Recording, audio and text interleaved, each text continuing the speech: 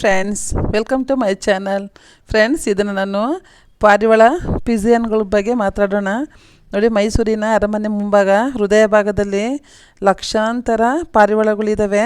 ಅಲ್ಲಿಗೆ ಕೆಲವು ಎಲ್ಲ ದಾನಿಗಳು ತಂದು ಜೋಳ, ನವಣೆ, ಸಜ್ಜೆ ಅವೆಲ್ಲನೂ ತಂದು ಹಾಕ್ತಾರೆ. ಎಲ್ಲನೂ ಅರಳು ಜೋಳ ಪ್ರತಿಯೊಂದನ್ನು ಕೂಡ ತಂದು ಚೀಲನೇ ಸುರಿತಾರೆ.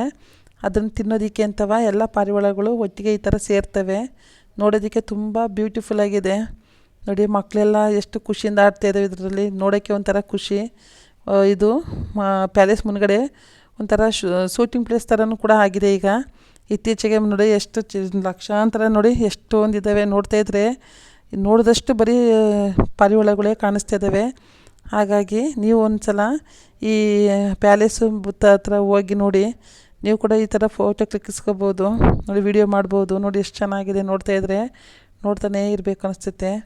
ಇದೇ ರೀತಿ ನಾನು ಎಲ್ಲ ವೀಡಿಯೋಗಳನ್ನು ಅಪ್ಲೋಡ್ ಮಾಡಬೇಕು ಅಂದರೆ ನನ್ನ ಚಾನಲ್ಗೆ ಸಬ್ಸ್ಕ್ರೈಬ್ ಮಾಡಿ. ನನ್ನ ಎಲ್ಲ ವೀಡಿಯೋಗಳನ್ನು ನೋಡಿ, ಲೈಕ್ ಮಾಡಿ, ಶೇರ್ ಮಾಡಿ, ನನ್ನ ಚಾನಲ್ಗೆ ಸಪೋರ್ಟ್ ಮಾಡಿ. ಫ್ರೆಂಡ್ಸ್, ನೋಡಿ ಎಷ್ಟು ಚೆನ್ನಾಗಿ ಕಾಣ್ತದೆ, ಬ್ಯೂಟಿಫುಲ್ ಆಗಿದೆ. ಎಲ್ಲ ಹಾರೈತವೆ, ಬಂದು ಕೂರ್ತವೆ ಮತ್ತು ಆರ್ತವೆ. ಮಕ್ಕಳ ಈ ಕಡೆ ಸೈಡಿಗೆ ಕರ್ಕೊಳ್ಬೇಕು. ಮಕ್ಕಳೆಲ್ಲ ತುಂಬ ಆಟ ಆಡ್ತವೆ. ನಮ್ಮನೆ ಮಕ್ಕಳು ಹೋಗಿದೆ ಈ ದಿನ, ಹಾಗಾಗಿ ಅದು ವಿಡಿಯೋ ಮಾಡಿದ್ದಾರೆ.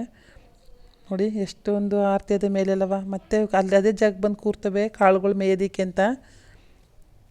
ನೋಡೋದಕ್ಕೆ ಒಂಥರ ಖುಷಿಯಾಗುತ್ತೆ.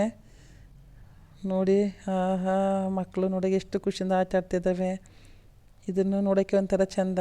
ಹಾಯ್ ಫ್ರೆಂಡ್ಸ್, ಇದೇ ರೀತಿ ನೀವು ಒಯ್ದು ಬನ್ನಿ. Thank you friends, thank you very much.